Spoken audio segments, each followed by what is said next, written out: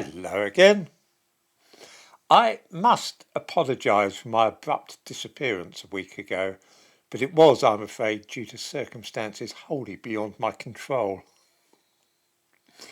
YouTube took exception to a video of mine about vaccines and so suspended me for a week as they felt that I had been spreading what they describe as medical misinformation.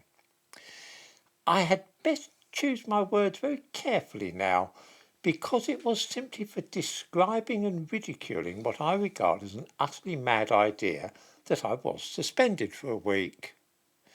My video was about an idea relating to a recent vaccine which has been lifted straight from the science fiction series Star Trek and has also become associated with a catchphrase first used on the BBC series Doctor Who, as long ago as 1967, believe it or not. I had better say no more than that, because it was for naming this idea or conspiracy theory, or call it what you will, even though I denounced it thoroughly, that I was suspended. I made it plain that I thought this whole business completely mad and speculated about what it said about this modern world of ours that anybody could fall for such nonsense. Despite that, just naming the idea out loud in the title to the video, even though I said it was quite loopy, was sufficient to trigger YouTube's algorithms, and that was that. This was a very odd thing to happen. I've made it clear enough in the past that I'm in favour of vaccinations, and I believe that they have helped rid the world of many dreadful diseases, such as smallpox, and that we are much better off because of the programmes of vaccination in this country against polio and so on. I must thank all those people, by the way, who emailed me asking what had happened to me. Your concern was much appreciated. The problem, of course, with being so swift to stamp out what are perceived as dangerous or heterodox ideas is that tactics of this kind actually serve only to help them spread. If just mentioning or talking about some crackpot idea gets one suspended or banned, then some people will jump to the conclusion that there must be something in it. Otherwise, people wouldn't seek to impose censorship.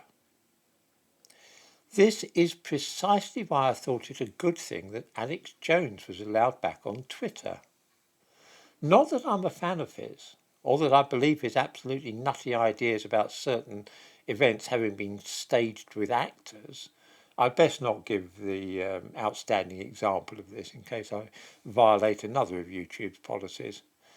The reason I thought that Alex Jones's return to Twitter was a good thing was because the only way that such things will be exposed as the nonsense they are is if we are all given the opportunity to talk openly about them and ask questions.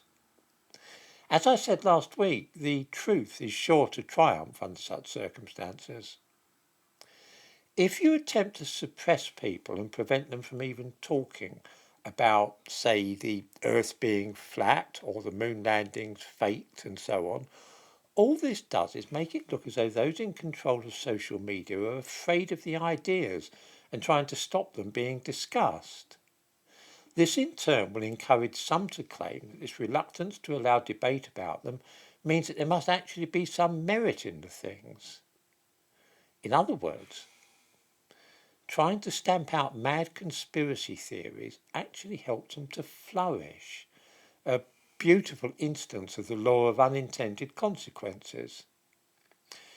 It is for this reason that I am altogether in favour of free speech, with the exceptions which have been acknowledged for the last few centuries around inciting crime, civil disorder or rebellion.